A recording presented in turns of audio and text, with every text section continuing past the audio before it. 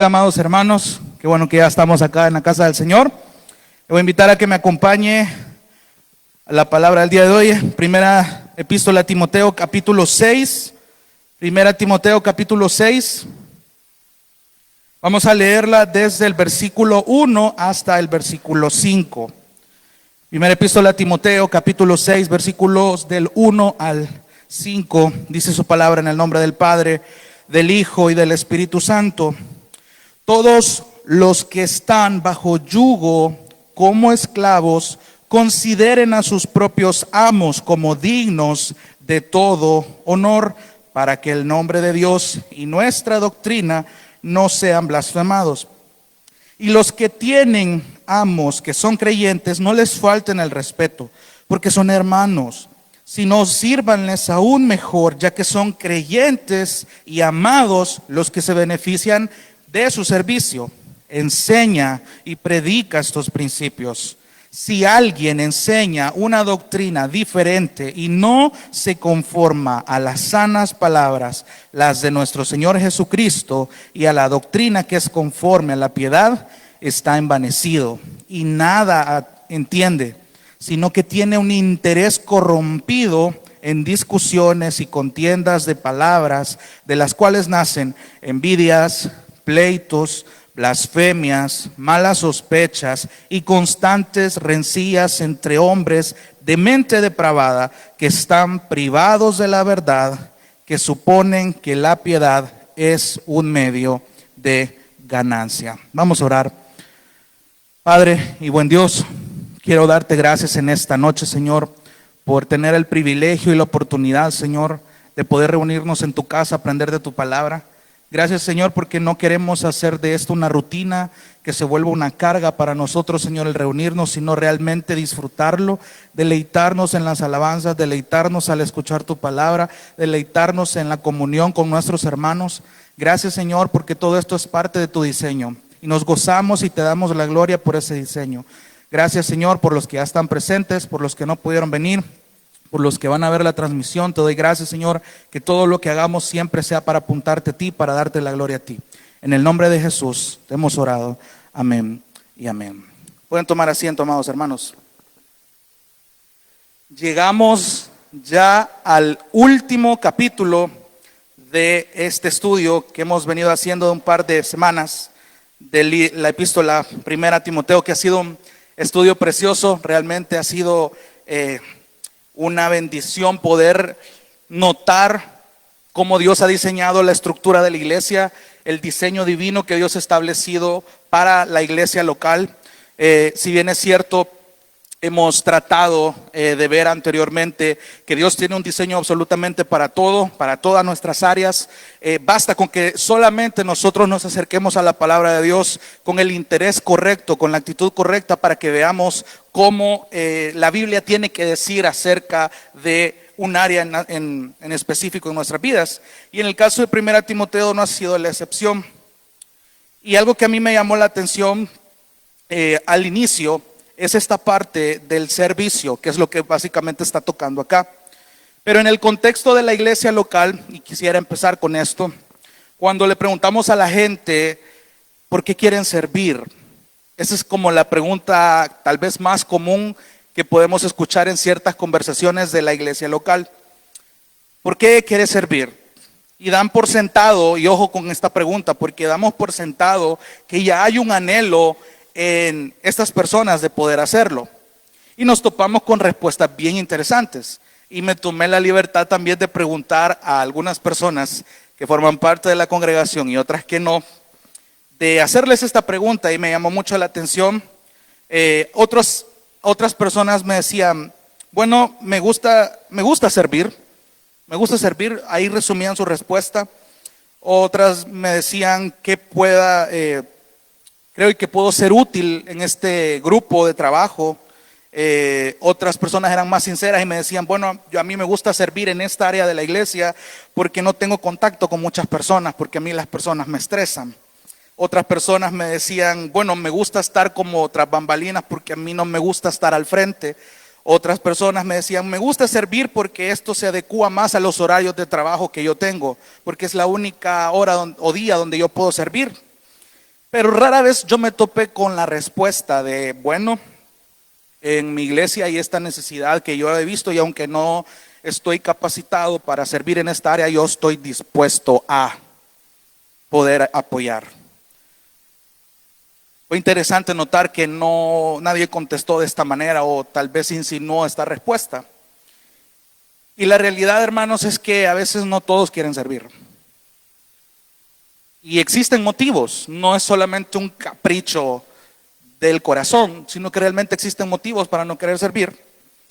Y ya sea de forma indirecta o de manera directa, la pregunta es entonces sería ¿por qué quieres servir? Sino ¿por qué hay que servir? Es curioso porque comúnmente afirmamos los que sirven en la iglesia que servir a Dios es un privilegio. Servir a Dios es una respuesta de gratitud ante lo que Dios ha hecho en nuestras vidas. La mayoría dice eso, que están agradecidos con el Señor y por eso han dispuesto sus vidas a servir en la iglesia. Y no me malentiendan, eso realmente es una respuesta muy sincera. Sin embargo, con frecuencia olvidamos la implicación real de lo que el servicio puede dar. Si partimos realmente de todo lo que hemos venido estudiando acerca del diseño de Dios en la iglesia, nos topamos con ciertos roles, funciones, actitudes y pecados que hay que tomar en cuenta y trabajar en ellos para que el diseño de Dios se siga honrando. La semana pasada hablábamos de cómo nosotros debemos preservar este diseño, de cómo debemos honrar este diseño. Ahora, nosotros podemos afirmar, sí, yo sirvo al Señor porque estoy agradecido, pero ¿cuál es el verdadero motivante? Sí, es verdad, qué bueno que estamos sirviendo, o qué bueno que tenemos pensado en algún futuro, o tenemos el concepto de que servimos porque queremos agradecerle a Dios de alguna u otra manera lo que Dios ha hecho en nuestras vidas. Entonces, ¿cuál es el verdadero motivante por el que yo debo estar agradecido de tal forma, de tal magnitud que me ha animado a servir en la iglesia? ¿Cómo es mi concepto? ¿Cuál es mi estándar acerca de este motivante, de este privilegio que yo llamo servicio? Y le digo esto porque ese era el problema que estaba pasando en la iglesia en Éfeso, donde Timoteo estaba a cargo. Porque algunos en la iglesia no se habían percatado de lo importante que son estas preguntas para llegar a ser la iglesia que modela este diseño divino. Entonces, si le prestaron atención al pasaje que leímos, quiero que veamos cómo Dios nos está enseñando la importancia de un servicio genuino que debe mostrarse en la vida de la iglesia. Se lo pongo de esta manera. En el último capítulo, Pablo envió a Timoteo. Y de nuevo, a mí me gusta repetirles esto porque es necesario que estemos bien presentes en el contexto de lo que está pasando en la epístola a Timoteo. Una vez más, recordamos que todas estas instrucciones se las está dejando Pablo a Timoteo, que era un joven que quedaba a cargo de una iglesia con un montón de problemas. Éfeso tenía un montón de problemas provocados por muchas cosas que el mismo contexto histórico nos da a entender. Desde lidiar con falsos maestros que enseñaban falsas doctrinas, hasta la elección de los líderes preparados para el ministerio, cómo la iglesia debía ordenarse para honrar a Dios, etcétera. Y yo me imagino a Timoteo tragando grueso al escuchar todas las instrucciones que Pablo le ha venido diciendo desde el capítulo 1. Timoteo era un muchacho que realmente entendía el calibre del llamado que Dios le había hecho, pero cada vez como que conforme cada capítulo va avanzando, los problemas, los retos, los mandatos de Dios se tornan un poco más difíciles, un poco más difícil de procesar, difícil, ¿y cómo le voy a decir esto yo a la gente? ¿Cómo voy a hacer esto? O sea, realmente estoy más que seguro que Timoteo estaba con estas dudas que estaba lidiando. Sí, es verdad, tenía a Pablo como mentor, pero eso ya es decir mucho, pero la diferencia acá, o sea, es que no estaba exento de sentirse incapaz para cumplir este llamado. Timoteo era un ser humano, lo hablábamos la semana pasada, era un pecador. Por lo tanto, Pablo trata desde el capítulo 1 hasta el texto que hemos leído hoy, muy directa o indirectamente busca apuntarle a Cristo como el ejemplo que debe seguir cuando estas preocupaciones le estaban agobiando. Entonces, imaginemos ahorita a Timoteo ya con las últimas instrucciones que Pablo le está diciendo en este capítulo y cómo él comenzaba a procesar esta información. Ahora, una verdad preciosa que Timoteo tenía que recordar es que Dios, y lo hablábamos la semana pasada, Dios dejó al ser humano como embajadores que debían proclamar la palabra de Dios, no solo para que la razonen, no solo para atesorarlo, sino también para vivirlo. Ese mandato era para los líderes de la iglesia porque iba a ser vivido en la iglesia. Entonces, todo esto fue dado con instrucciones y quiero que vea la epístola de Timoteo y me ayudó mucho verlo de esta manera.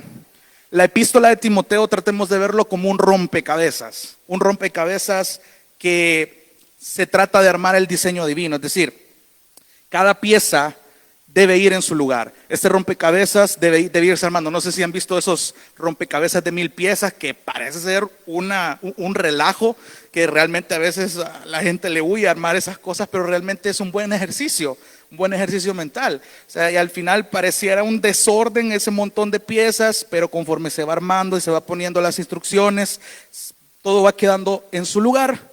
Pero hay un manual que le muestra cómo debe armarse este rompecabezas. Entonces miremos la primera epístola de Timoteo como todo este rompecabezas que es el diseño divino de la iglesia y cómo cada instrucción desde el capítulo 1 ha sido pieza tras pieza tras pieza que Pablo está enseñándole a Timoteo para que él pueda armar esto, para que pueda contemplar el diseño de Dios y pueda hacerse cargo de lo que estaba pasando en Éfeso. Era una iglesia con piezas desordenadas, si lo vemos de esa manera. Entonces, este rompecabezas tenía que armarse. Timoteo iba a quedar a cargo. Pablo no iba a ser eterno. Y Timoteo tenía que tomar la batuta en esto. Entonces, dicho esto, las últimas piezas de este rompecabezas que Timoteo debe prestar atención son las del servicio. Hemos visto las piezas de los falsos maestros, hemos visto el tema de la mujer, hemos visto el tema de la adoración comunitaria, hemos visto el tema de los líderes capacitados, hemos visto el tema de cómo deben ser confrontados los miembros de la iglesia, de cómo los ancianos deben ser elegidos, de cómo deben ser honrados, de cómo las viudas debían ser atendidas. Todo eso era parte de este rompecabezas. Entonces, quiero que a lo largo de este tiempo podamos notar 3 aspectos que van en estas piezas del rompecabezas de un servicio genuino. Quiero que nos grabemos bien eso, porque probablemente esto ya lo sepamos, pero no está mal retroalimentarnos y realmente examinar nuestras vidas a la luz de lo que Pablo le está diciendo a Timoteo y lo que la iglesia debe aprender a servir también. 3 aspectos que caracterizan un servicio genuino. Y quiero empezar con el número 1, que es que un servicio genuino se preocupa por la gloria de Dios. Un servicio genuino se preocupa por la gloria de Dios. Quiero que vaya conmigo al versículo 1. Dice: todos los que están bajo yugo como esclavos, consideren a sus propios amos como dignos de todo honor, para que el nombre de Dios y nuestra doctrina no sean blasfemados. Tratemos de asimilar lo que acabamos de leer. Básicamente las instrucciones aquí son para los esclavos, para esclavos que no estaban sirviendo bien, esclavos que estaban bajo la autoridad de un amo que no era creyente. Y digo esto porque en el versículo siguiente se especifican los amos que sí son creyentes. Entonces, hay que entender que para ese entonces, y quiero que me preste atención en esto, el mundo griego bajo el imperio romano estaba lleno de esclavos. Básicamente era 1/3 de la población. Habían muchos contextos que podían darse en esta comunidad de esclavos. Unos nacieron esclavos, otros eran prisioneros de guerra, otros eran convictos, otros estaban pagando una deuda, otros eran personas raptadas. O sea, había un contexto bien difícil en cuanto a la comunidad de esclavos, y eran bastantes. Cualquiera de estos trasfondos usted lo podía ver en esta comunidad. Y en la iglesia no era la excepción. En la iglesia de Éfeso habían esclavos. La mayoría de sus congregantes eran esclavos. Incluso habían esclavos que tenían un grado de cultura y de educación bastante altos, pero que estaban sometidos bajo un amo que no era creyente. Entonces, hay algo bien importante tomar en cuenta para entender estos mandatos. Y es que el Imperio Romano en ese entonces no estaba prohibiendo que un amo que no era creyente tratara mal a un esclavo. No había algo en la ley que prohibiera eso. Pero la misma sociedad veía con malos ojos cuando esto se daba, y por eso como que la presión pública hasta cierto punto frenaba este tipo de tratos para que esto pasara. Entonces los esclavos en la cultura griega tenían un privilegio, por así decirlo, tenían ciertos privilegios e incluso podían llegar a pagar su libertad, que la intercambiaban por una suma de dinero que se acumulaba por los años de su servicio. Entonces, cuando el evangelio llegó a esta comunidad de esclavos, empezaban a darse mucho ciertas ceremonias en la comunidad pagana, donde los esclavos que podían saldar su deuda quedaban libres, y de hecho se hacía una especie de fiesta o un acto de ceremonia para evidenciarle a la sociedad que esta persona ya no está bajo la autoridad de este amo, sino que realmente ya era una persona libre. Entonces, más o menos por ahí va el contexto del capítulo 6. Entonces, por ello, no es la primera vez, de hecho, que Pablo toca el tema de los siervos o de los esclavos y los amos, porque esto que yo le acabo de mencionar estaba en todo el contexto del Imperio Romano sobre la comunidad griega, que dicho sea de paso era una mezcla de gentiles entre judíos y gentiles. Ahora bien, otros pasajes que tocan esto, que ya los vamos a ver más adelante, lo toca en Efesios, lo toca en Colosenses, lo toca en Tito, incluso hasta Pedro llega a hablar de eso.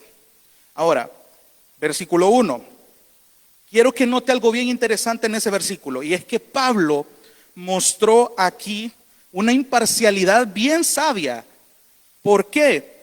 Porque no se puso del lado ni del amo ni del esclavo. Pareciera ser que en el versículo 1 se está dirigiendo a los esclavos y defendiendo a los amos, pero en realidad no, porque aquí el problema se estaba dando con los esclavos. Por ejemplo, era algo bien delicado, porque si Pablo se ponía del lado de los amos, esto se podría prestar a murmuraciones que iban a terminar involucrando al Imperio Romano y se iba a armar un relajo.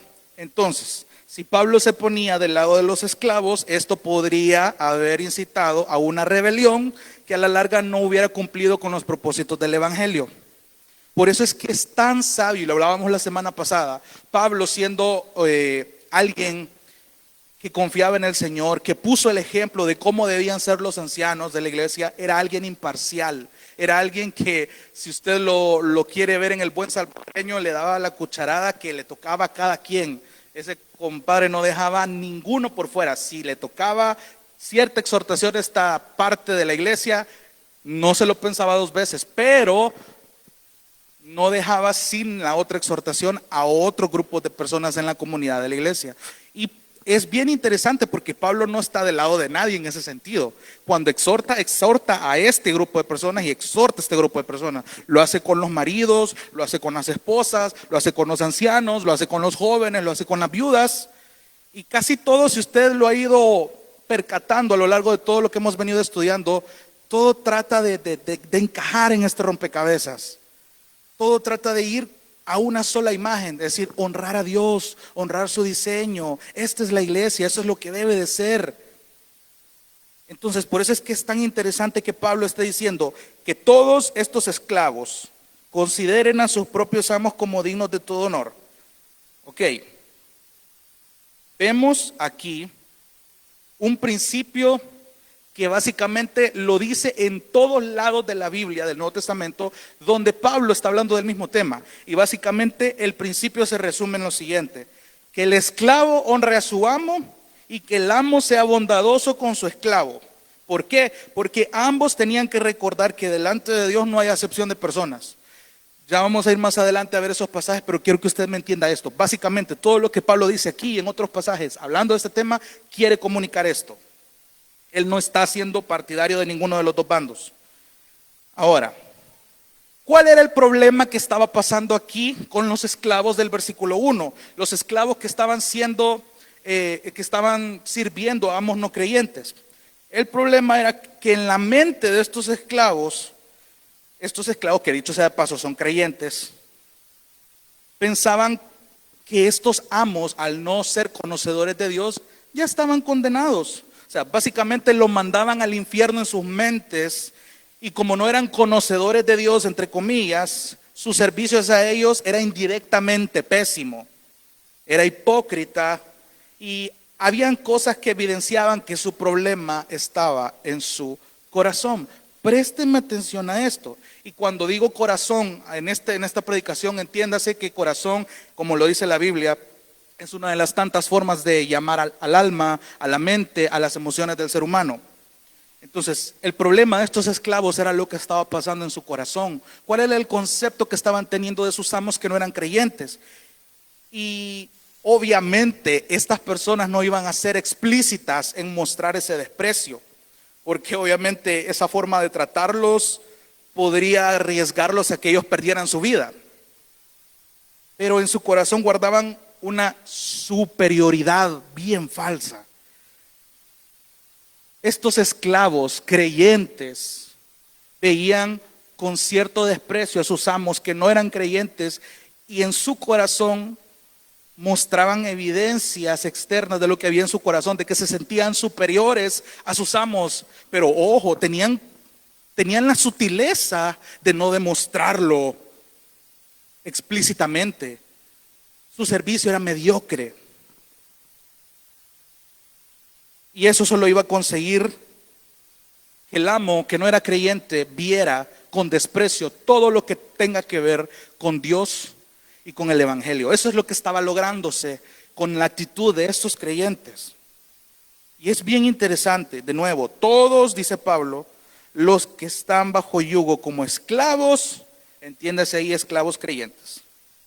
Pablo aquí está recordando algo que dijo en Romanos 2:24. Se lo digo de esta forma, terminémonos de leer. Consideren a sus propios amos como dignos de todo honor. ¿Cuál es el propósito de esto? ¿Cuál es el propósito de que los esclavos traten bien a sus amos que no son creyentes? Para que el nombre de Dios y nuestra doctrina no sean blasfemados. Pablo, regañando a los judíos en Romanos 2:24, está diciéndoles: porque tal como está escrito, el nombre de Dios es blasfemado entre los gentiles por causa de ustedes. Quiere decir, aquellos judíos, en el contexto de Romanos, está regañando a estos judíos que en teoría conocen a Dios, tienen la ley de Dios, atesoran la ley de Dios y tratan de caminar bajo la ley de Dios. Pero el regaño que Pablo les está dando en Romanos 2:24, que es que el nombre de Dios está siendo blasfemado por culpa de ustedes. Entre los gentiles están viendo que no hay una congruencia entre lo que ustedes dicen creer y lo que ustedes están viviendo y el trato que ustedes están dando. Ahora trae esto en el mismo sentido en el versículo 1 del capítulo 6. Ojo aquí con la palabra consideren. Consideren, en el idioma griego es un imperativo, es un mandato. De entrada Pablo les está diciendo a estos esclavos: consideren. La Reina Valera dice: tengan. Consideren o tengan a sus propios amos como dignos de todo honor. Otra vez esta palabra. Ya hemos aprendido todas esta semana pasada lo que el honor involucra. Lo vimos con las viudas, lo vimos con los ancianos, y eso no puede ser algo falso. De nuevo se lo repito, la honra involucra algo que debe ser genuino. La honra no puede ser falsa, si no, realmente no es una honra que Dios aprueba. Ahora, ¿cuál es el propósito de esto? ¿Qué sentido tiene dar una honra genuina a alguien que ni siquiera conoce a Dios, al Dios que el esclavo conocía? Y vemos al final que es para que el nombre de Dios y la doctrina no fueran blasfemados. La importancia de eso, entonces, que aquí vemos en el primer aspecto del servicio, es que un servicio genuino se preocupa por la gloria de Dios. ¿Por qué? Porque, hermano, si ustedes y yo vamos a hacer algo en nombre de Dios, los creyentes debemos cuidar que esto no conlleve una blasfemia. Otras traducciones para esta palabra en el griego son una mala crítica, una difamación, un mal hablar de Dios en primer lugar y de su doctrina. Y vemos personas en las iglesias actuales a las que esto no les importa. Afirman que la doctrina no importa. Y básicamente eso es un error. Hermano, la doctrina sí importa porque claramente va implícito en el servicio genuino para el diseño divino de la iglesia. No podemos decir que la doctrina no importa, porque básicamente estamos deshonrando el diseño, estamos blasfemando contra Dios y contra todo lo que Él está enseñando. Estamos haciendo que la gente dé una mala crítica, no de nosotros meramente, sino de Dios. Eso es lo que a la iglesia le debería de cargar, pero no. Hoy los cristianos, entre comillas, se bañan en mantequilla, viven su vida y les resbala todo lo que les pueda criticar.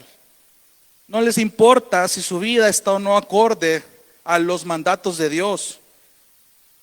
En sus trabajos viven una vida o no reflejan realmente el carácter de Dios. Incluso sus mismos jefes ni siquiera los llegan a considerar creyentes porque sus hábitos, su manera de andar no es acorde a lo que afirman creer.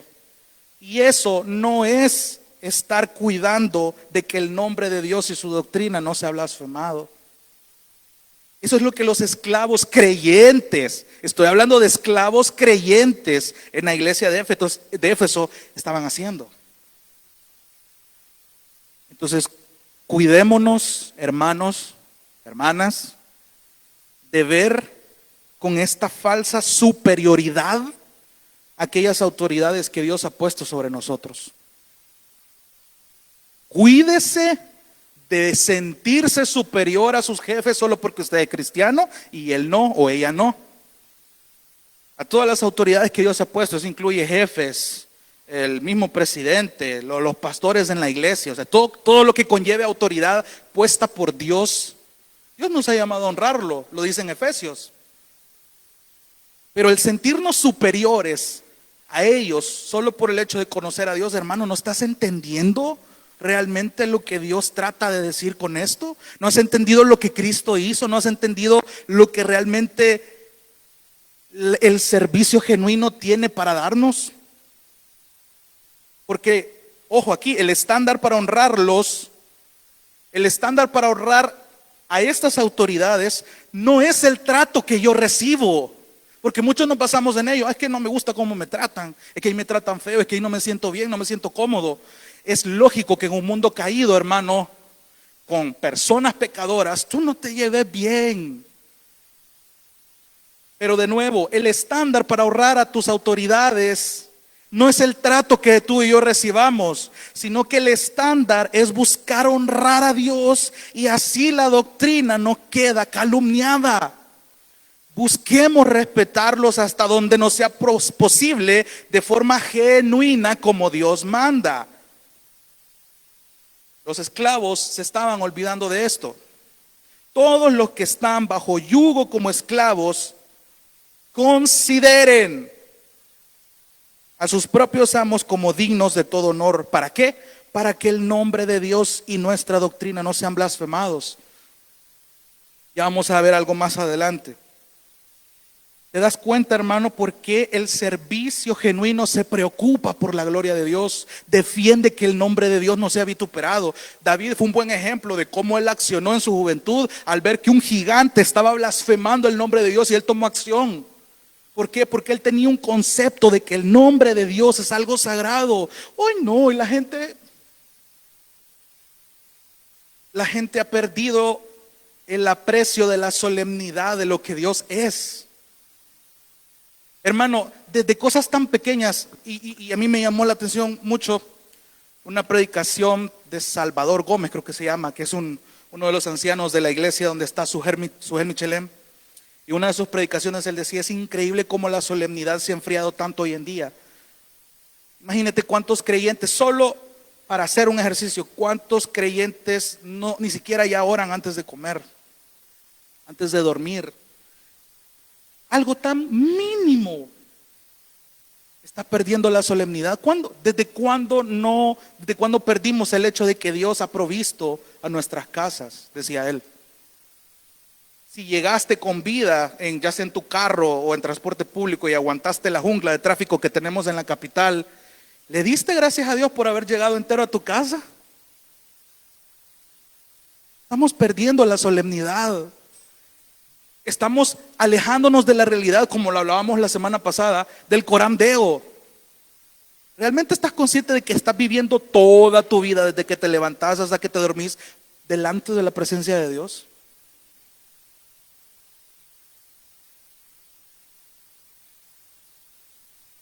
Porque defender el nombre de Dios y su doctrina es algo que debe evidenciarse en nuestro servicio. Número 2, un servicio genuino tiene una actitud correcta. Leamos el versículo 2. Y los que tienen amos, que son creyentes, no les falten el respeto, porque son hermanos, sino sírvanles aún mejor, ya que son creyentes y amados los que se benefician de su servicio. Enseña y predica estos principios. Ahora, ¿qué pasa aquí? El otro problema era que aquellos esclavos que eran creyentes, que tenían amos que eran creyentes, se aprovechaban de la situación también. O sea, imagínense que esto estaba pasando dentro de la iglesia, dentro de esclavos que eran parte de la iglesia. Me gusta cómo un comentarista llamado William Hendrickson describe la situación que se estaba dando con los amos creyentes. Él cita: el esclavo cristiano que tenía un amo cristiano podría sentirse inclinado a decir en su corazón: bueno, si mi amo es realmente cristiano, ¿cómo puede tenerme como su esclavo? Parece que su religión no es muy profunda, que digamos. Además, ¿cómo puedo ser igual a mi amo en la iglesia? Como dice Gálatas 3:28, que no hay judío ni griego, que no hay esclavo ni libre, que no hay hombre ni mujer, porque todos somos uno en Cristo Jesús. Pero ¿cómo el esclavo pensaba? ¿Cómo puedo ser igual a mi amo en la iglesia, delante de Dios, y con todo eso ser inferior a él cuando estoy sirviéndole en su hogar? Esto pasaba por la mente de los esclavos, se murmuraba esto. Y aquí otra vez hay un estándar que está mal ubicado. ¿Por qué? En el caso anterior también pasó. El estándar, hermanos, no es el trato que yo reciba, no es el trato que vos recibís. Que dicho sea de paso, por supuesto que importa, no estoy minimizando eso. Pero el objetivo de esto es que las piezas del rompecabezas calcen como Dios lo ha diseñado. Pablo le está quitando el enfoque del trato que yo recibo y lo dirige hacia el trato que yo debo dar. Es decir, al tener un amo creyente, estos esclavos no debían despreciarlos por ello o aprovecharse de él, sino todo lo contrario. Tenían que procurar darle un buen servicio, un servicio genuino, considerando la gracia de Dios al tener un amo creyente, porque ojo, ellos no estaban viendo la bendición que tenían, porque, y lo pongo de ejemplo en nuestra actualidad, hoy el estándar ha cambiado. Por ejemplo, si nos preguntamos entre nosotros, ¿preferirías tener a un jefe que no cree en Dios o preferirías tener a un jefe cristiano? Y hay muchas personas, no solamente aquí, que a veces prefieren personas no creyentes con el la intención piadosa de evangelizarlos, cuando en realidad a veces no quieren lidiar con los jefes cristianos. Cuando en los trabajos preguntan si esta persona es cristiana, a veces resultan ser lo peor en los trabajos. No debería de ser así. ¿Desde cuándo el hecho de que yo afirme ser cristiano sea mal visto en la sociedad? Y no porque realmente estoy defendiendo un diseño divino, sino porque estoy dando razones para que el mundo critique a Dios y a su doctrina. ¿Sí me está entendiendo esa parte? Hermano, realmente en estos tiempos donde Pablo estaba escribiendo eso, que un esclavo fuera creyente y tuviera un jefe, una autoridad, un amo, un señor que también creyera en Dios, era una bendición, era una demostración de gracia de Dios. El texto aquí en la Nueva Biblia de las Américas dice: no les falten el respeto, que dicho sea de paso es otro imperativo, es algo que debía obedecerse. La Reina Valera lo traduce como: no los tengan de menos. Y en el texto griego literalmente les dice: no los estén despreciando por esto. Y de nuevo, o sea, eran esclavos creyentes, eran parte de la iglesia y estaban aprovechándose de otros creyentes. No estaban entendiendo el servicio, el rol que les tocaba según el diseño divino. Y ojo, cuando en el griego dice no los estén despreciando, está hablando de una acción continua, como lo hemos dicho muchas veces. Una acción continua que debía parar. Por eso tiene sentido que también esto sea un imperativo también. Es decir, se complementa con lo que sigue. Versículo 2. No les falten el respeto porque son hermanos, sino sírvanles aún mejor. Y ese es otro imperativo. Posiblemente más de algún esclavo ha de haber pensado: bueno, de cualquier forma, si yo me porto mal o si mi servicio es sutilmente mal, mi amo va a entender mis errores porque es creyente y los va a pasar por alto porque entiende que Dios nos ama y así debemos amarnos al prójimo. Esta es una cuestión de actitud. Los esclavos no estaban teniendo una actitud correcta. En primer lugar, no se preocupaban porque Dios y su doctrina fueran blasfemados, criticados, mal hablados, sino que no tenían una actitud correcta, no la tomaban en cuenta. Por eso es que el punto 2 de este mensaje es que el servicio genuino tiene una actitud correcta. Pablo al final del versículo 2 está recordando que tanto esclavos como amos creyentes son amados, son hermanos, y ambos son edificados cuando este mandato es obedecido. De nuevo, no les falten el respeto, dice el versículo 2, porque son hermanos. Entiendan el calibre de poder llamarse así entre amo y esclavo. Y eso debería ser razón para servirles aún mejor, ya que son creyentes y amados los que se benefician de su servicio. Y de nuevo, aquí entra mucho el aspecto de ser enseñables. Hermano, es increíble cómo entre hermanos pueden enseñarse mucho. No es necesario que conozcas el montón de teología para poder enseñarle a tu hermano. Cuando compartís tu día a diario y en esa cotidianidad vos ves a Dios, hermano, hermana, lidias con la solemnidad de tu día, porque todos los días son solemnes para Dios. Dice su palabra que cada mañana son nuevas sus misericordias. ¿Cómo estamos aprovechando esas misericordias las 24 horas? O sea, quiero hermano que de verdad esté entendiendo el calibre de esto. Porque cuando nos levantamos tenemos la agenda aquí programada y nos afanamos cuando nos agarra la tarde y no hayamos ni qué hacer, la gente se nos desordena. De hecho, platicaba con un hermano hace poco la lucha que muchos tenemos en eso, incluyéndome, de cómo organizamos nuestro tiempo, de si nos sale mejor hacer un devocional en el día o en la noche, si nuestras energías se desgastan más en el día o en la noche o en la tarde, o después de comer o antes de comer. Pero el hecho de que a usted le importe tener un tiempo devocional en su día, eso me está enseñando algo a mí, que a usted le preocupa su comunión espiritual con Dios, no solamente cuando viene acá, no solamente cuando se reúne en línea, no solamente cuando se reúne con algunos otros hermanos a comer, sino que usted me está enseñando qué es Dios para usted, quién es Dios para usted y cómo usted trata, se esfuerza por honrar el diseño de Dios como alguien que pertenece a una iglesia local. Hermano, o sea, yo podría pasar horas aquí diciéndoles todo lo teológico, lo del griego aquí, pero si realmente no puedo reflejar algo en mi practicidad diaria, no estoy haciendo nada. Este es el reto, pero es necesario. Sí, yo puedo fingir ser muy espiritual y publicar estados en Facebook, fotos ahí con la Biblia y con un café,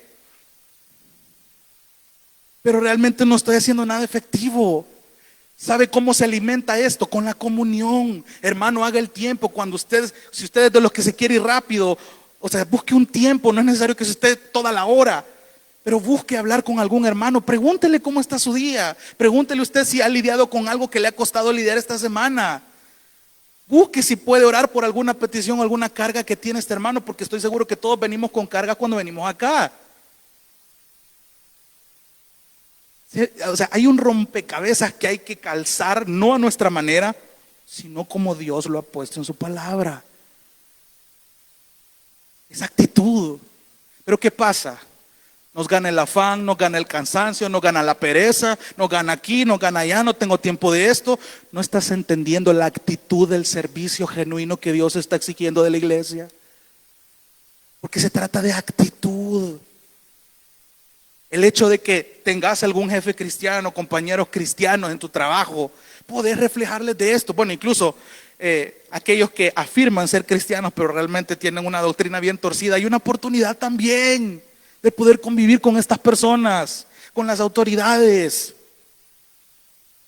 Entonces, hermanos, evaluémonos del por qué realmente a veces fracasamos en esto. Porque manejamos la palabra de Dios a nuestra conveniencia y a mí eso me chocó mucho. Yo manipulaba la palabra de Dios a mi conveniencia para justificar un mal servicio o mi falta de servicio.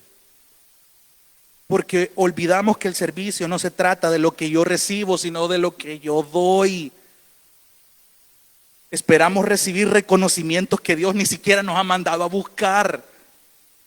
Cuando estamos en nuestros trabajos, estamos conscientes de que recibimos un salario por nuestro trabajo, que en teoría debería ser algo bien hecho. Más aún sabiendo que somos creyentes, porque el nombre de Dios y su doctrina está en juego en lo que hacemos. ¿Qué actitudes tenemos usted y yo cuando las cosas no nos salen bien en el trabajo? ¿Te estresás? ¿Te inquietás? ¿Se te olvida que sos creyente? Cuando se te queda el carro, se te apaga el carro, cuando las cosas no salen en tu trabajo. Y ahora traslademos eso aquí a la iglesia. Si formas parte de un grupo de servicio, ¿qué pasa cuando fulanito queda mal? ¿Qué pasa cuando el horario no cuadra? ¿Qué pasa cuando todo aparentemente se empieza todo empieza a salir mal? ¿Cómo es la actitud? ¿Hay una actitud? ¿Estás consciente de que lo que haces realmente hay un motivante real, genuino, de que te preocupa que lo que haces puede blasfemar el nombre de Dios y la doctrina, o solamente por el capricho de que las cosas no te salen bien como vos querés? Evaluémonos, porque estamos fracasando en eso. Y eso a mí me confrontó mucho. ¿Qué actitudes tenemos cuando esto no sale bien? Si nuestros jefes son creyentes genuinos, ¿nos aprovechamos de eso? ¿O le damos gracias a Dios por ello a través de un buen servicio? Lo que hacemos también dice mucho de quién es Dios para nosotros. ¿Sabe qué es lo peor? Que en la iglesia muchos piensan que como su servicio no es remunerado como en un trabajo normal, pueden hacer de su servicio una carga. Uy, preocupate, hermano, si el servicio te parece una carga. Porque cuando esto pasa, deberíamos de volver a preguntarnos si realmente lo que hago para Dios, de nuevo, lleva el cuidado de que su nombre y la doctrina no sean blasfemados, no sea calumniado, y si lo estoy haciendo con la actitud correcta. Hermanos, hay días donde yo sé que ustedes y yo venimos cargados, venimos cansados, queremos gritar por dentro. Bueno, lo hacemos, pero por fuera no. Porque lo habitual y lo cotidiano nos estresa. Pasan cosas en nuestra vida que hay días en donde no queremos hablar con nadie. Y pasa algo que posiblemente nos hace entrar estamos al borde del colapso. Y en esos momentos es donde debemos discernir el ser como Cristo. Ya vamos a hablar de eso más adelante.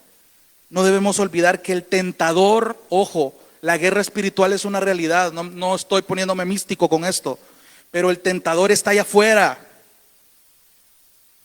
Está al acecho. Él está buscando continuamente que la iglesia no avance, que la iglesia no crezca, que la iglesia no madure. Y va a hacer todo lo posible por obstaculizar eso. Se va a esforzar por desordenar las piezas de este rompecabezas. Y de nuevo, la actitud que ustedes y yo debemos de tener se refiere a eso, a la manera en la que estoy dispuesto a comportarme y a accionar. Esa es la actitud. Incluso lo puede buscar en Google, él se lo va a definir así, como en la manera en la que alguien está dispuesto a accionar y a comportarse. Esa es la actitud. Ahora, ¿cuál debe ser la actitud para el servicio? Los esclavos en Éfeso tenían que evaluar todo esto. Y por eso Pablo termina diciendo en el versículo 2 a Timoteo que esto debería ser predicado y enseñado de forma continua. Dicho sea de paso, estos dos verbos también son imperativos. No es algo que podía pensarlo si hacerlo o no, tenía que obedecerlo Timoteo. Timoteo enseña y predica de forma continua estos principios. ¿Por qué? Porque a los creyentes es más que obvio que se les va a olvidar. Porque somos personas pecaminosas, que es necesario recordar las cosas. Somos muy cambiantes. Un día estamos de buenas, otros días estamos medios, otros estamos peor, otros estamos mal. Pero ¿sabe qué veo yo ahí? Que Dios no cambia. Imagínense si Dios fuera como nosotros en ese aspecto. Si un día le place quitarnos la vida porque amaneció de malas, si Él permite que nos fracturemos algún hueso en algún accidente, porque Dios no estaba de humor, Dios no amaneció con el humor bueno, que yuca fuera. Pero gloria a Dios que sí, dice la palabra que Él es inmutable. En Él no hay sombra de cambio ni de variación. Podemos confiar en que el mismo Dios que diseñó esto que ve en la palabra, el mismo Dios que respaldó a Pablo y lo guardó hasta cumplir su propósito, el mismo Dios que hizo milagros en el Antiguo Testamento, el mismo Dios que dio a Cristo y al Espíritu Santo para la iglesia, para cumplir este mandato, es el mismo Dios que está aquí hoy, que vive en nosotros. Eso debería de ser un motivante para nosotros. Si esto a usted realmente no le mueve el corazón, examínese. Examine su desánimo, examine su apatía, examine su seriedad. Enfóquese en realmente por qué se encuentra así. Porque Dios no cambia. Podemos confiar en Él. Eso es precioso. Pero lo olvidamos. Timoteo tenía que tener todo esto en cuenta. Así que imagínense lo que tenía que lidiar este joven. Y el último punto es que un servicio genuino se diferencia de la falsa doctrina. Y quiero detenerme aquí porque quiero que entienda algo bien importante. Versículo 3. Vamos a leerlo del 3 hasta el 5. Si alguien, Pablo parece que se desliga de un tema para pasarse a otro, pero viene dando estas instrucciones sin despegarse de las anteriores. Si alguien enseña una doctrina diferente y no se conforma a las sanas palabras, las de nuestro Señor Jesucristo, y a la doctrina que es conforme a la piedad, está envanecido y nada entiende, sino que tiene un interés corrompido en discusiones y contiendas de palabras, de las cuales nacen envidias, pleitos, blasfemias, malas sospechas y constantes rencillas entre hombres de mente depravada que están privados de la verdad, que suponen que la piedad es un medio de ganancia. Parece claro, parece entendible lo que hemos leído, pero ¿qué estaba pasando detrás de todo ello? Présteme atención, porque Pablo aquí, desde el versículo 3 hasta el versículo 5, está tocando por tercera vez el tema de los falsos maestros que enseñan falsas doctrinas. Ya lo hizo en el capítulo 1, versículos del 3 al 10. Y es interesante notar las comparaciones en esa sección y en esta que estamos leyendo. Trate de separar con su dedo y váyase al capítulo 1, versículo 3. Pégale una ojeada, porque por ejemplo, vemos en el capítulo 1, versículo 3, que habla de algunos que están enseñando doctrinas extrañas. Y si usted mira el capítulo 6, versículo 3, habla de alguien que enseña una doctrina diferente. Si usted mira capítulo 1, versículo 4, dice que estos provocan discusiones inútiles. Y en el capítulo 6, versículo 4, dice que estos se interesan en discusiones y contiendas de palabras. En el capítulo 1, versículo 10, está enfatizando lo importante de la sana doctrina. Y en el capítulo 6, versículo 3, habla de las sanas palabras del Señor Jesucristo. Pablo está diciendo lo mismo. Está terminando con lo mismo que inició. Y esto tenía un propósito. Por ejemplo, habían circunstancias en el contexto histórico que estaba pasando aquí que le ofrecían al falso maestro una oportunidad que esta persona no dudaba en aprovechar. En la iglesia antigua, habían profetas ambulantes. Podemos verlo eso en el Antiguo Testamento. Y tenían un estilo de vida que les confería cierto prestigio. Veíamos a Jeremías, a Isaías, a Ezequiel. Ellos tenían un estilo de vida que a veces era no muy grato para los ojos del pueblo, y otros que sí eran normales, pero la reputación de estas personas era porque llevaban un mensaje de parte de Dios para el pueblo. Entonces, en el Nuevo Testamento el culto cristiano no era tan organizado como lo hacemos hoy. Es decir, empezamos a tales horas, hay sillas aquí, hay un púlpito. O sea, estaban como tratando de organizarse bien en ese sentido. Y cualquiera que creía que tenía un mensaje de parte de Dios tenía la libertad para darlo, y la puerta estaba abierta para ello. Présteme atención con esto, porque cuando usted tiene esto en cuenta, en la historia de la iglesia para este tiempo, en la sociedad pagana estaban unos hombres que se llamaban los sofistas. Los sofistas viene de la palabra en griego que es Sofía. Sofía en el griego significa sabiduría. Por eso si usted piensa ponerle un nombre, pues no es mala elección este. Sofía, la palabra Sofía del griego significa sabiduría. Entonces, estos sofistas, que se podría decir o llamar sabios, eran comerciantes de filosofía. ¿Cómo así? Habían dos clases de sofistas. Este primer grupo pretendían ser capaces de enseñar a los hombres por una paga, a discutir de manera inteligente. O sea, en el buen salvadoreño eran hombres con buena labia. Estaban capacitados para hacer que lo peor pareciera lo mejor. Habían convertido la filosofía en una forma de hacerse ricos, pero a otro grupo de sofistas, les gustaba hacer demostraciones de hablar en público. O sea, quiero que entienda que a los griegos siempre les fascinó la palabra hablada. Alguien con buena oratoria a ellos les fascinaba. Por eso es que tenían un montón de filósofos que ellos exaltaban en la historia. Y usted puede buscar unos nombres bien raros ahí que tenían. Entonces les encantaban los oradores. Y estos sofistas ambulantes iban de pueblo en pueblo haciendo sus demostraciones oratorias. Y es curioso porque se hacían una publicidad bárbara estos tipos. A una gran escala, y hasta llegaban a repartir invitaciones personales para sus actuaciones. Los más famosos entre estos sofistas atraían a sus conferencias, por así decirlo, literalmente a miles de personas, lo que es el equivalente de que cualquier cantante de reggaetón venga al país y llene un estadio. Así eran los sofistas. La gente quería escucharlos. Ahora, el paisaje, ¿qué pasaba en estas conferencias? ¿Qué pasaba con estos sofistas? Quiero que trate de imaginarse este paisaje. Porque estos tipos, cuando llegaba la gente, se ofrecían a hablar de cualquier tema, por muy remoto o improbable que fuera, que alguien de la audiencia podía sugerirle. Y me encanta un ejemplo real que se daba, y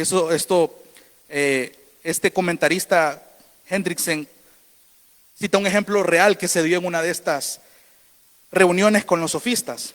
Por ejemplo, uno de la audiencia le proponía lo siguiente y le presentaba la siguiente situación. Quiero que me preste atención. Digamos que un hombre entra en la ciudad para matar a un hombre malvado que ha estado amedrentando al pueblo, no lo encuentra y entonces mata al hijo de esta persona malvada. Llega esta persona malvada y ve a su hijo muerto con el cuerpo atravesado por una espada, y el dolor de esta persona llega a ser tan grande, de esta persona malvada, movido por el dolor, se quita la vida. Ahora, el asesino reclama la recompensa que se ofreció por matar al hombre malvado y librar al pueblo. La pregunta era, ¿es o no es lícito darle esa recompensa? ¿Se la ha ganado realmente o no se la ha ganado? Preguntas así eran las que los sofistas se preparaban y daban sus posturas, y ahí podían estar horas debatiendo las posibilidades para llegar a una respuesta. A veces no llegaban ni a nada, pero a la gente le encantaba escuchar la sabiduría y toda la labia que estos hombres podían llegar a dar. Y ahí comenzaba la discusión. ¿Por qué? Porque estas personas estaban sedientas de aplauso. Les encantaba cuidar su reputación y eran capaces de hacer cualquier cosa por sostenerla, porque se lucraban de ello. La gente estaba dispuesta a pagarles por eso. Su criterio eran los números. A esta gente no le importaban las personas. Y era tanta la influencia de estos sofistas que muchos llegaban a ser gobernadores, embajadores, hasta senadores. Y en ese contexto, donde los sofistas agarraron una gran popularidad, es donde el mensaje del evangelio llega. ¿Por qué es importante que usted entienda esto? Porque cuando la iglesia empezó a reconocerse, estos tipos no desaprovecharon de hacer de la iglesia una oportunidad para lucrarse. Posiblemente en el capítulo 1 es mencionado Himeneo y Alejandro, que eran acusados de ser falsos maestros. Se apartaron de la fe para ser seguidores de estos sofistas, según los historiadores, e intentaran ganar adeptos. Entonces, ahora que usted entiende este contexto, volvamos a leer el versículo 3 al 5. Si alguien enseña una doctrina diferente y no se conforma a las palabras sanas, y no se conforma a las sanas palabras, las de nuestro Señor Jesucristo, y a la doctrina que es conforme a la piedad, está envanecido. No, y nada entiende, sino que tiene un interés corrompido en discusiones y contiendas de palabras, de las cuales nacen, o sea, de estas contiendas de palabras nacen envidias, pleitos, blasfemias, malas sospechas, constantes rencillas entre hombres de mente depravada que están, ¿qué? Privados de la verdad, que suponen que la piedad es un medio de ganancia.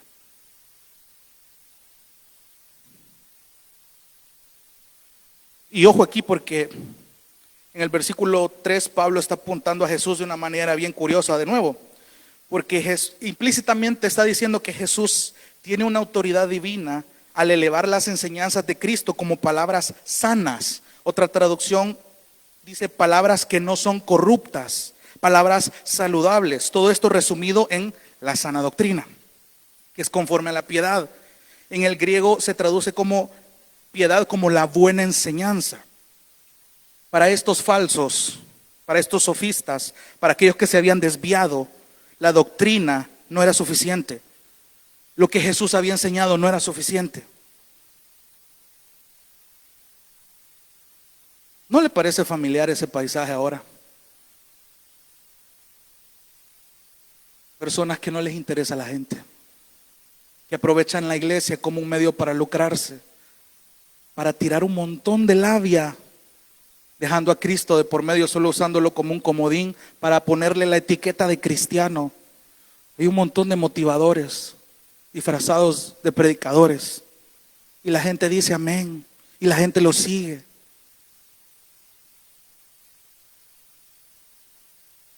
Pasó antes, está pasando hoy y la iglesia no está haciendo nada. Mire cuál es la descripción que está haciendo en el versículo 4 de esto. Dice que estas personas son envanecidas, es decir, estas personas son extremadamente orgullosas. No han entendido, dice el versículo 4, perdón. No han entendido realmente lo que implica el servicio genuino, porque piensan nada más en ser servidos y no en servir. Por eso Pablo dice que tienen un interés corrompido.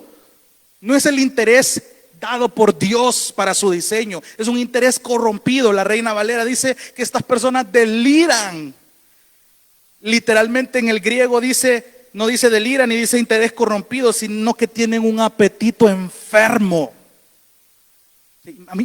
Dimensiona el nivel de esas palabras. Estas personas realmente están tan enfocadas en lucrarse que no les interesa nada más y se comparan a un animal, a una bestia que tiene un apetito enfermo por devorar a la presa. Esa es la implicación de la palabra interés corrompido, que traduce la Biblia de las Américas y la que traduce la Reina Valera como deliran. Tiene un apetito enfermo. ¿De qué? Y aquí vemos realmente las evidencias de alguien que no entiende el significado bíblico del servicio genuino. Sigamos leyendo en el versículo 4.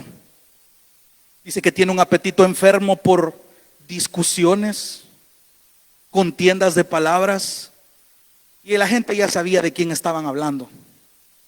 Por generar envidias.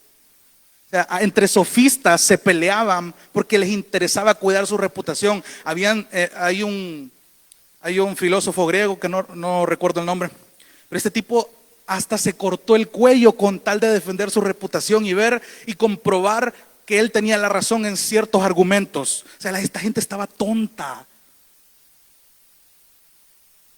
Tienen un apetito enfermo por generar pleitos. A esta gente le gusta pelear.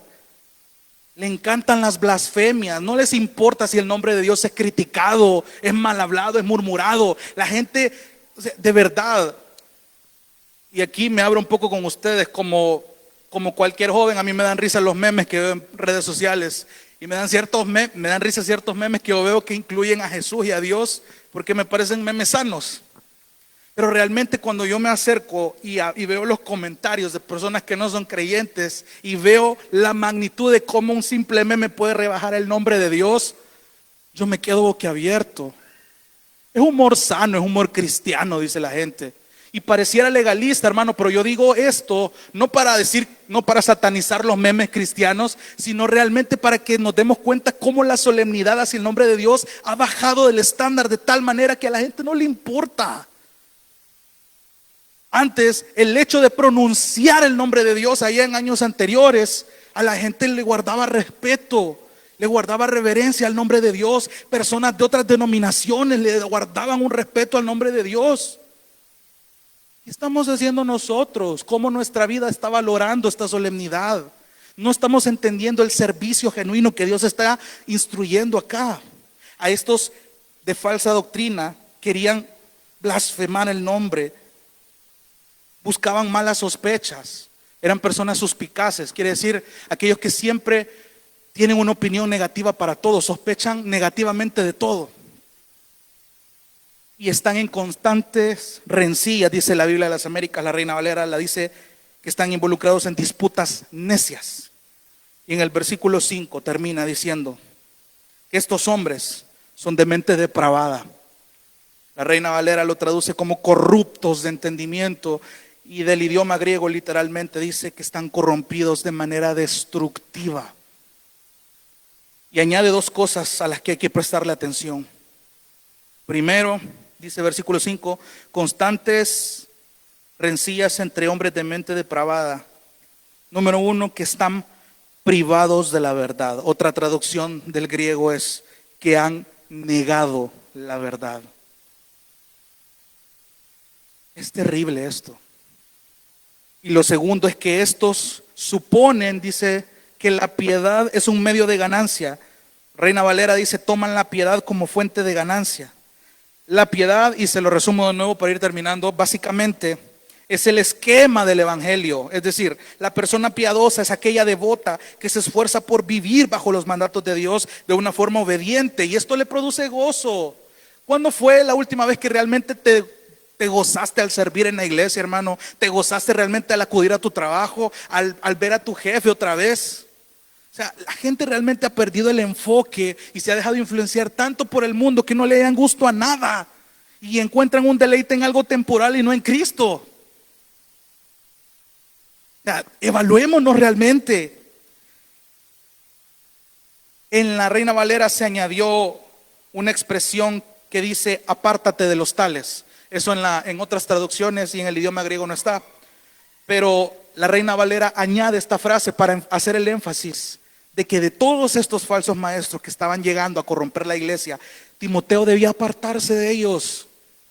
Cuídate de esta gente, tiene labia. Cuídate de esta gente. Esta gente tiene labia. Cuídate, apartate de estos. Y de nuevo, es difícil ver muchas personas similares en estos tiempos. Cuidémonos de ser este tipo de personas, hermanos. Ahora la pregunta es, ¿cómo podemos aprender a brindar un servicio genuino? Hermano amado, en Cristo tenemos el mejor ejemplo de alguien que sirvió en lugar de ser servido. Se despojó a sí mismo tomando forma de siervo, haciéndose semejante a los hombres, como dice Filipenses 2:7. Lavó los pies de sus discípulos, lo hablamos la semana pasada, lo que eso implicó. A pesar de recibir maltratos, Jesús se mantuvo fiel. Por eso es que el estándar del servicio no es lo que me dan, sino lo que yo doy. Fue alguien que se preocupaba porque el nombre de Dios y sus enseñanzas no fueran descuidadas. Tuvo una actitud mejor que nadie siendo hombre, y eso lo diferenció de muchos falsos. Y le voy a leer los pasajes que veíamos al inicio. Ahora que tenemos todo esto bien entendido, le leo Efesios 6 del 5 al 9. Siervos, atención a esto. Siervos, obedezcan a sus amos en la tierra con temor y temblor, con la sinceridad de su corazón como a Cristo, no para ser vistos como los que quieren agradar a los hombres, sino como siervos de Cristo, haciendo de corazón la voluntad de Dios. Sirvan de buena voluntad como al Señor y no a los hombres, sabiendo que cualquier cosa buena que cada uno haga, esto recibirá del Señor, sea siervo o sea libre. Y ustedes, amos, hagan lo mismo con sus siervos y dejen las amenazas, sabiendo que el Señor de ellos y de ustedes está en los cielos y que para Él no hay acepción de personas. Colosenses 3:22 en adelante, Pablo otra vez hablando de esto. Siervos, obedezcan en todo a sus amos en la tierra, no para ser vistos como los que quieren agradar a los hombres, sino con sinceridad del corazón, temiendo al Señor. Todo lo que hagan, háganlo de corazón como para el Señor y no para los hombres, sabiendo que del Señor recibirán la recompensa de la herencia. Es a Cristo el Señor a quien sirven, porque el que procede con injusticia sufrirá las consecuencias del mal que ha cometido, y eso sin acepción de personas. Amos, traten con justicia y equidad a sus siervos, sabiendo que ustedes también tienen un Señor en el cielo. Gálatas 5:13 dice, porque ustedes, hermanos, a libertad fueron llamados, solo que no usen la libertad como pretexto para la carne, sino sírvanse por amor los unos a los otros. Y me encanta como Pedro lo dice. Y aquí sí váyase conmigo y con esto quiero terminar. Primera de Pedro 2:18 en adelante. quiero que usted lo subraye o lo recuerde o lo manche, pero váyase con este texto y medítelo ahorita que llegue a su casa o cuando encuentre un momento para meditarlo. El mejor ejemplo que podemos tener de servicio genuino, de alguien que se preocupó por la gloria de Dios, de alguien que tuvo una actitud y alguien que se diferenció de los falsos, fue Cristo mismo. Primera de Pedro 2:18. Siervos, dice Pedro, estén sujetos a sus amos con todo respeto. Aquí la otra palabra es honra. No solo a los que son buenos y afables, sino también a los que son insoportables. Porque esto haya gracia. Ojo aquí, si por causa de la conciencia ante Dios alguien sobrelleva penalidades sufriendo injustamente, pues ¿qué mérito hay si cuando ustedes pecan y son tratados con severidad lo soportan con paciencia? Pero si cuando hacen lo bueno sufren por ello y lo soportan con paciencia, esto haya gracia con Dios. Es decir, si ustedes son capaces de aguantar las consecuencias de sus pecados y sufrir las consecuencias de sus pecados, ¿cuánto más no van a aguantar sufrir por hacer las cosas bien? Eso es lo que está diciendo Pedro. Porque para este propósito han sido llamados ustedes y yo. Pues también Cristo sufrió por ustedes, dejándoles ¿qué? Ejemplo. ¿Para qué? Para que sigan sus pasos. El cual no cometió pecado, ni engaño alguno se halló en su boca. Y a mí esto me encantó. Y quien cuando lo ultrajaban, no respondía ultrajando. Cuando padecía, no amenazaba, sino que se encomendaba a aquel que juzga con justicia. Esa es la lección del servicio. Un servicio realmente genuino. Número 1, se preocupa por la gloria de Dios. No va a permitir que el nombre de Dios y su doctrina sean blasfemados, sean criticados por causa mía. Número 2, un servicio genuino tiene una actitud correcta. Realmente tiene una actitud dispuesta a servir, a ser humilde, a morir a él mismo. Y número 3, un servicio genuino se diferencia de la falsa doctrina. Hay mucha gente ahí afirmando tener labia para predicar, para hablar de Cristo, pero su vida no es congruente, no están dispuestos a servir, están dispuestos a ser servidos en nuestro trabajo y cuanto más aquí en la iglesia, hermano. Dios nos está enseñando la importancia de un servicio genuino que debe mostrarse en nuestras vidas, donde vamos a trabajar, donde vamos a edificar a otros hermanos aquí en la iglesia. Esta es la lección del servicio, honrar a Dios a través de lo que hacemos para nuestros hermanos e incluso para aquellos que no lo son, no de manera hipócrita, con pésima actitud tampoco, sino estando conscientes de, como dice Colosenses 3:17, que todo lo que hagamos, ya sea de palabra o de hecho, hagámoslo todo en el nombre del Señor Jesús, dando gracias por medio de Él a Dios, el Padre. Vamos a orar.